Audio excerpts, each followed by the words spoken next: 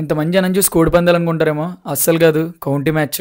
Batsmen Bandaru Ayyappa. Ayyappa అంటే east and west లో తెలియని వాళ్ళు ఎవరు ఉండరు. అయ్యప్ప రంజిల్ గాడి ఐపీఎల్ కూడా సెలెక్ట్ అయ్యాడు. అలాగే ఆంధ్ర ప్రీమియర్ లీగ్ లో మంచి పర్ఫార్మెన్స్ అయితే ఇచ్చాడు. ఇంకా బౌలర్ అయితే నితీష్ ఫ్రమ్ ముంబై నుంచి బౌలింగ్ వచ్చాడంటే ఎంత పెద్ద బౌలర్ మనం చెప్పక్కర్లేదు. ఇంకా కౌంటీ అయితే 30 balls లో 79 runs అయితే కొట్టాలి. ఇంకా మ్యాచ్ అయితే స్టార్ట్ అయిపోయింది.